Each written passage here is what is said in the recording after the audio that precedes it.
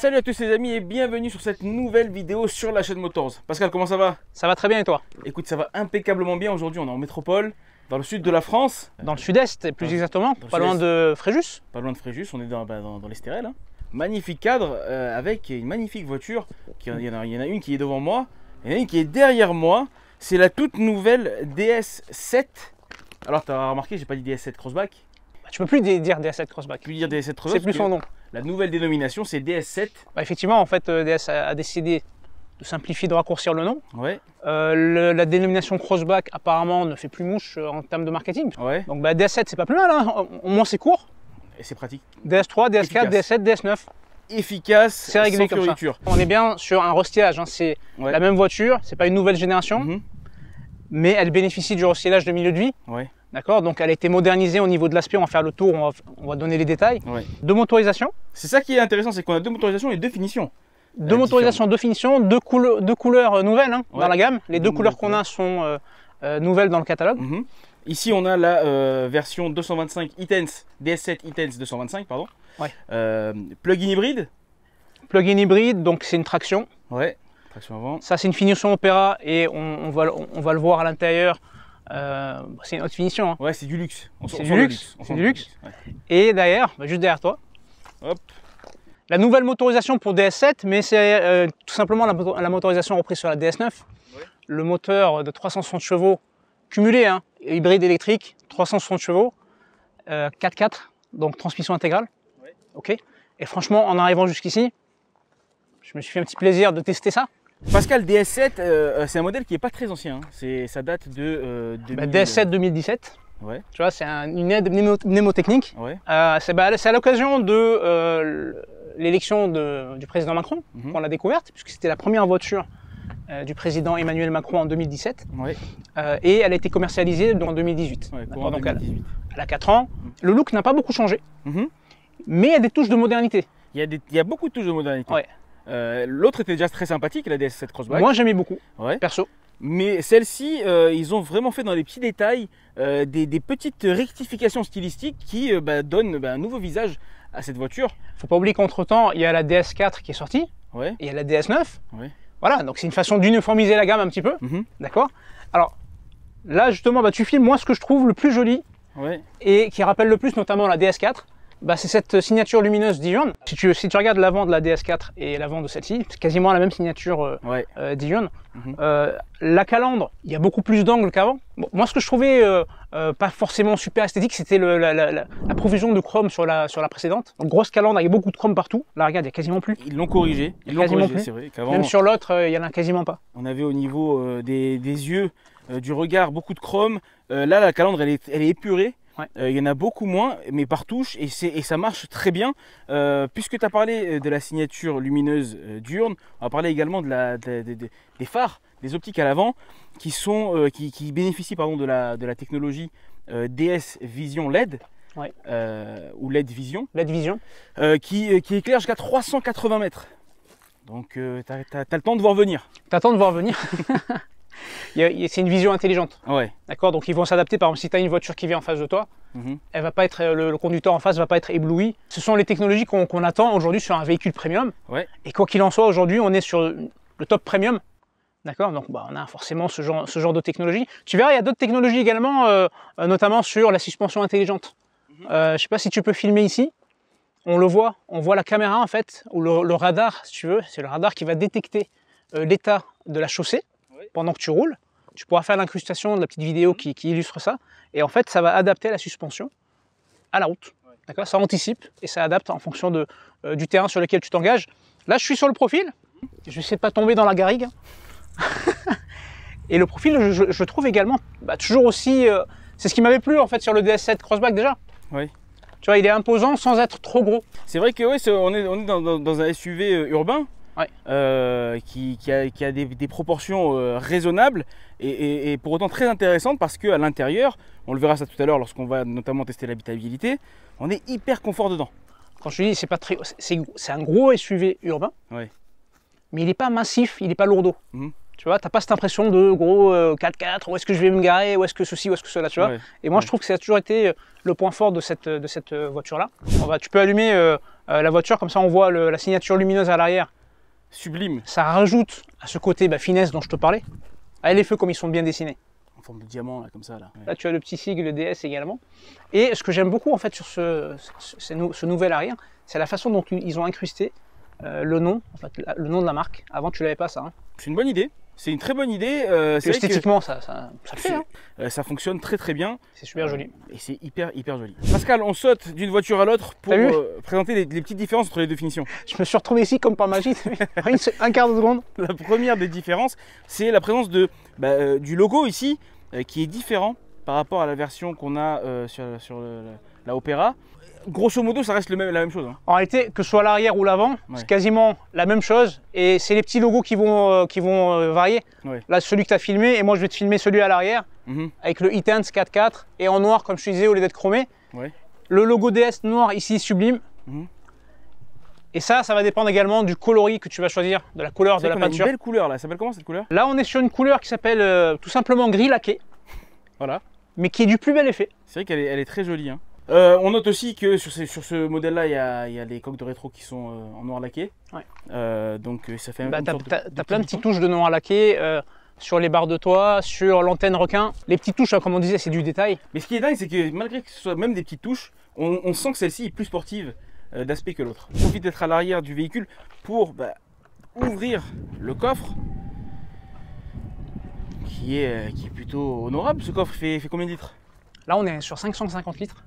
C'est plus qu'honorable même. C'est un coffre très spacieux et qui ne va pas varier, qui ne va pas diminuer en fonction de la version que tu as. Ici, tu as une prise 12 volts. Donc toujours pratique, tu sais, lorsqu'il y a les glacières électriques, etc. C'est clair, c'est bien d'avoir ça dans le coffre. C'est bien d'avoir ça dans le coffre. On a ici deux poignées à droite et à gauche qui vont nous permettre de rabattre facilement les sièges depuis l'arrière du coffre, obtenir un volume plus intéressant de chargement. Voilà un petit peu tout ce qu'on peut dire sur l'arrière de cette voiture. Hop, je m'installe à l'arrière de ce nouveau DS7. Premier constat. On est bien. Enfin, tu m'as l'air d'être bien. On est large. Regarde l'espace qui me reste aux jambes, c'est juste énorme. Il y a plus de, allez, je sais pas moi, 20 cm, même plus. En plus, c'est creusé. C'est creusé pour les gabarits encore plus grands. Au niveau de la garde au toit, ça va. Mais moi, ce qui m'impressionne, c'est que le siège avant, il est bien reculé, quoi. C'est-à-dire que, enfin bien reculé, il y a quelqu'un de grand qui peut se mettre à l'avant facile. T'as encore pas mal de place à l'avant, effectivement. Et t'as beaucoup de place à l'arrière. Véhicule présidentiel. Hein. Véhicule présidentiel, et regarde comment on est hyper bien accueilli avec de l'Alcantara. Alors ça, c'est la version Performance Line Plus. C'est pas la même que l'Opera. Hein. J'incrusterai justement pour faire le comparatif avec cette version qu'on a ici.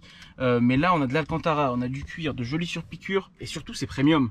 C'est vraiment la volonté de DS, c'est le côté premium. On a deux bus d'aération à l'arrière, les chargeurs USB pour tout ce qui est téléphone, iPad, tout ce qui est matériel électronique.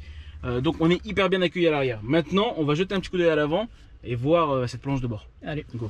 Bon, on se trouve à bord. Hein. À bord et au volant de cette DS7 E-Tense 360 4x4. Moi j'aime beaucoup, bien évidemment, tu me dis à chaque fois je dis la même chose, mais franchement, le poste de conduite, il est top. Tu as le volant, on va commencer par le volant. Volant cuir, surpiqûre bicolore, le petit cuir piqué que je trouve super joli. Ici, je sais pas si tu vois, on a le petit... sur la caméra en plus, tu vois. Tu vois qu'il y a un radar dedans. Voilà, à l'œil nu, tu le vois pas, mais à la caméra, tu le vois. Ça, c'est le radar qui va scanner tes yeux en fait en permanence pour voir si tu as une perte d'attention, un somnolement ou quoi que ce soit. À l'arrière, bien évidemment, l'écran digital, 100% digital pour l'instrumentation. Et je sais pas si tu remarques, mais bon, il fait quand même super soleil. On le distingue parfaitement. C'est vrai. On en distingue tous les détails, toutes les couleurs. Il n'y a pas de contre-jour. Il n'y a pas de contre-jour. Et tu vois parfaitement bien en toutes circonstances. Ici, tu peux personnaliser avec cette petite molette. Tu peux personnaliser, tu choisis. Je ne sais pas si on va bien voir. Tu peux choisir d'avoir la navigation. Tu peux choisir de personnaliser ton écran d'affichage. Il y a beaucoup d'informations. C'est l'objectif. On va décaler sur l'énorme écran d'infodivertissement. Sublime dalle, 100% digital bien évidemment. Équipé du système Iris. Ouais. C'est le nouveau système d'exploitation de DS qui offre aussi une palette de personnalisation hyper intéressante. Petite précision également, on retrouve l'innovation qui avait été lancée sur la 308, le fait de mettre des widgets que tu peux personnaliser. Sur Peugeot, ça s'appelle iToggles. Et ici, ce sont des widgets, comme sur un smartphone en fait. Naturellement, tu vas surfer comme si tu surfes sur ton écran de smartphone. Regarde, tu as ces gestes vers le haut, vers le bas qui sont hyper naturels aujourd'hui. Beaucoup de personnalisation disponible sur l'écran. C'est un très joli écran qui est complété par des touches quand même physiques ici. Juste en dessous, joliment dessiné. Donc la planche de bord aussi, puisqu'on est là, tu regardes Alcantara, cuir, la petite montre qui sort et qui se rétracte lorsque tu... La petite montre, la grosse montre BRM, super jolie, c'est un chronographe en plus, donc... Très sympa. Là tu as une petite trappe avec le chargeur à induction. Ensuite tu regardes ces parties-là en chrome de ton côté et du mien qui sont hyper stylés. C'est DS, c'est DS. C'est pour ouvrir les fenêtres ici. Tu vois, pour le verrouillage de la voiture, le frein à main électrique. J'ai fait exprès d'éviter cette partie-là. Là, ici, tu as le bouton Drive Mode, parce qu'il y a plusieurs modes de conduite. Tiens, regarde, vas-y, clique. Tu as le mode électrique dès le démarrage, qui est actif dès le démarrage. Ensuite, tu as le mode confort, le mode hybride, le mode sport et le mode 4 roues motrices. Ici, tu as le sélecteur de vitesse. Classique sur, encore une fois, les véhicules du groupe PSA en boîte automatique. Boîte automatique 8 rapports. Avec le fameux B, Brake, pour enclencher le freinage régénératif. Pour ce qui est de l'intérieur, je pense qu'on a fait le tour. Il y a... Attends, on n'a pas fait le tour en entier là. Attends, c'est quoi là, on a fait le tour. Le joli toit panoramique, il est ouvrant également. Hop. Je pense que là, on a fait le tour. Là, on a fait le tour.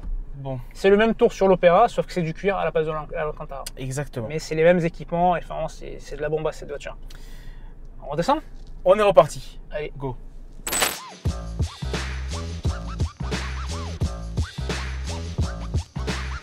Pascal, on se retrouve donc maintenant pour notre essai routier de cette nouvelle DS7. Alors, on a fait le choix de prendre la 360 chevaux. C'est étonnant comme choix. C'est étonnant comme choix. Alors, je vais faire un petit point quand même sur la 225 chevaux que j'ai pu moi essayer ce matin, qui a une conduite assez confortable, dynamique également. Mais c'est vrai que sur cette version 360 chevaux, il y a un plus non négligeable. Un plus indéniable. Alors, il faut préciser quand même, parce que depuis ce matin, on a parlé de deux versions 225 et 360 qui sont mises à la disposition de la presse. Mais il y a une version 300 chevaux et il y a une version diesel. On va faire un petit point sur ce qu'il y a sous le capot. Donc, on a dit 360 chevaux. On a un couple de... Alors, en couple 100% électrique, tu as 320 Nm, disponible quasiment immédiatement. D'accord. Et en thermique, tu as 300 Nm. Un couple maximum de 3000 tours minutes. Comme on le disait ce matin, on a plusieurs modes de conduite sur ce véhicule qui sont accessibles depuis ce petit bouton ici. Donc là, j'étais en mode hybride. On va essayer de monter, là, on a une petite route sympa. On va essayer d'activer le mode sport pour se faire une idée un petit peu. Voilà. Ça t'a coupé la phrase carrément. Tout de suite, ça devient plus incisif. Alors, ce qu'on remarque, c'est que cette route-là, elle est quand même assez accidentée. Elle n'est pas en super état. Et une bonne absorption quand même des aspérités de la route. C'est clair, c'est bien. Il y a des bonnes suspensions, c'est clair. Avec le fameux système, alors on en a parlé rapidement ce matin. Le système qui va détecter grâce au radar l'état de la route et va adapter les suspensions. Bon, de toute façon, ça reste une marque qui est la fille de Citroën, les rois de la suspension. Donc voilà, ça se garde sur DS, on a de très bonnes suspensions. Et moi j'ai kiffé ce matin sur les routes, qu'est-ce que t'en penses pour l'instant? Bah écoute, là je suis en mode sport, c'est hyper dynamique malgré le fait qu'on soit en montée. Regarde, ça tient bien. Hop là. La sonorité, elle est présente. Tu sens que le moteur thermique il tourne. Le moteur thermique pas en 100% électrique, ça c'est sûr. Ça c'est clair, le moteur thermique il tourne. Je m'accroche un petit peu parce que ça envoie quand même de rien. Ça envoie. Ce que je disais c'est que tout à l'heure on parlait du poids, 1800 kg. On les sent pas du tout. Pourtant regarde là, on est en montée, il y a des virages. Je roule pas doucement. J'ai envie de m'amuser un petit peu avec le mode sport, les palettes au volant qui dynamisent la conduite. Elle tient bien la route et son poids, on ne sent quasiment pas. Moi, ce que j'ai constaté ce matin, mais là, tu me confirmera. Dans les virages serrés, je vais peut-être avoir un abus de langage. Elle vire presque à plat, quoi. C'est-à-dire que il n'y a pas de roulis. Tu vois, dans les virages, la voiture elle est extrêmement stable, le châssis il est extrêmement bien travaillé. Ouais. Franchement, c'est pas forcément ce qu'on attend d'un véhicule DS, surtout un SUV, parce que c'est encore une fois une voiture à caractère cossu, luxe, premium, et tu vas l'acheter pour te dire je vais rouler pépère. Ouais. Mais franchement, tu te mets en mode sport. Il y a moyen de se faire bien plaisir. Il faut oublier le pépère. Hein. C'est-à-dire que, non mais franchement, regarde là, comme tu arrives sur les virages, on n'est pas balancé à droite ou à gauche, le roulis, il n'y a quasiment pas quoi. Tu as l'impression de rouler dans une berline plutôt que dans un SUV. C'est vrai, c'est vrai. T'es en mode sport là ou pas? Je suis en mode sport là. Je suis en mode sport. Et tu vois comment ça grimpe. Et ça monte vite hein, dans les tours, ça monte vite en vitesse. Et puis il ne faut pas oublier, ça aussi c'est quand même assez bluffant, c'est que c'est une toute jeune marque, hein, DS. Ouais. Ça a quoi, 5-6 ans. Donc c'est... Ça a 5-6 ans en tant que marque... en tant que marque indépendante. Ouais. Après, il y a un historique derrière avec Citroën, et puis il y a un savoir-faire qui s'est développé avec le temps. Là, DS a vraiment misé tout de suite sur le très haut de gamme. Et le premium, vraiment, tu sais, les petites particularités, on parle de la montre, BRM, on parle des surpiqûres, perles, on parle de petits détails qui ont tout de suite en fait plu. Et on a aujourd'hui des gens qui n'ont plus aucun souci à mettre des 60, 70, 80 000 euros dans une voiture de marque française, premium, là où il y a encore 7-8 ans, c'était pas pensable quoi. Non, c'est clair, et puis surtout, aujourd'hui, DS fait des véhicules qui n'ont plus rien à envier à nos voisins allemands. C'est clair. Bon, on est sur un véhicule plug-in hybride rechargeable. On peut rouler jusqu'à 70 km en électrique. 100%. 100% électrique. Typiquement pour aller au travail, pour faire des petites courses, etc. Tu peux rouler en 100% électrique, consommer zéro avec cette version plug-in hybride. Quand on achète un véhicule plug-in hybride, c'est d'ailleurs ça qui est très décrié parce que souvent les gens qui sont contre entre guillemets ce type de véhicule vont te dire ça consomme plus. Ouais. Bah oui, parce que c'est plus lourd qu'un véhicule thermique.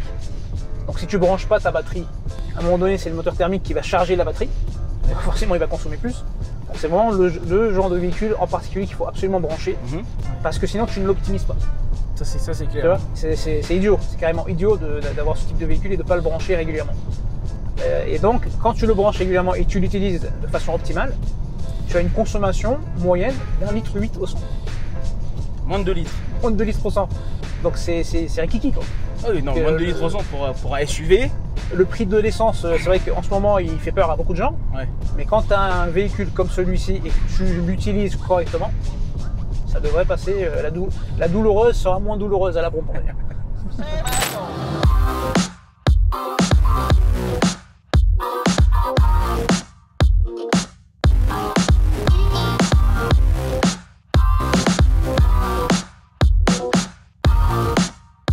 Pascal, on est de retour, alors pas à la concession, mais au golf de Mougins, là où on démarrait tous les essais. Alors tu peux voir derrière moi et même derrière toi tous les modèles qu'on avait à notre disposition pour les essais, avec toutes les couleurs. Regarde là-bas, tu as le gris laqué qu'on a vu tout à l'heure. Celle-ci, il est dans un gris un peu plus clair. Un petit peu plus métallisé, super joli. Hein. Super joli, tu as la bleu saphir qui était là. Toi, tu as bien aimé la noire, il y en a une noire juste derrière aussi. Ouais. Donc il y a vraiment une palette de couleurs, il y en a encore d'autres, hein, mais celles qui étaient disponibles aujourd'hui, celles-ci, elles sont très très jolies. C'est le moment de faire le bilan de notre essai. Qu'as-tu pensé de cette voiture? Écoute, moi j'ai beaucoup apprécié. Alors, on l'a dit plusieurs fois, on a échangé pas mal durant la journée d'essai. Ouais. C'est une voiture qui m'a vraiment étonné par rapport à son efficacité en termes de sportivité. Ouais. D'accord, c'est pas un terme qui viendrait à l'esprit automatiquement quand tu parles d'une marque comme DS, parce que tu penses d'abord premium, cosy, confort, véhicule statutaire, d'accord, surtout sur le DS7. Mais là, avec la motorisation 360 chevaux qu'on a eu, tu peux parler de voiture quand même sportive. Dynamique, sportif. Très dynamique. Ouais. Sportif pourquoi? Parce qu'elle accélère vite, ça pousse, enfin, il y a du couple, il y a de la reprise, et puis dans les virages, hyper stable. Elle est stable, elle est équilibrée. Franchement, voilà. Hyper sécurisante. C'est vrai qu'elle a un très très bon comportement Elle s'adapte vraiment à toutes les circonstances, hein, que ce soit de la ville, même en ville, on a roulé. Après, moi, c'est pour le côté sportif. Pour le côté sportif, m'a bluffé parce que je ne m'attendais pas à ça sur cette voiture-là.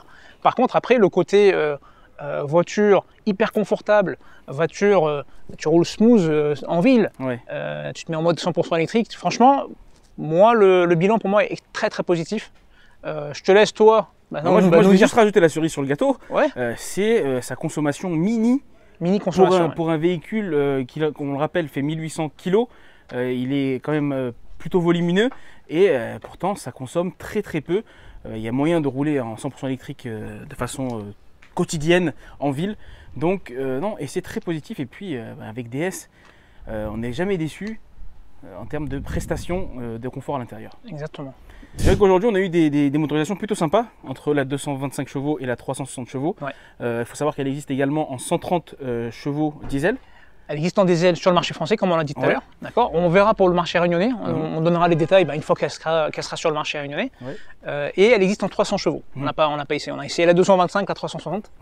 En tout cas, très satisfaisante. Si tu as kiffé la 225, logiquement la 300 devrait être aussi kiffante. C'est vrai. On note aussi, alors c'est vrai que pour l'instant c'est encore un petit peu prématuré pour nous pour qu'on puisse annoncer des tarifs Réunion, mais en métropole, la gamme débute à partir de 44 700 €.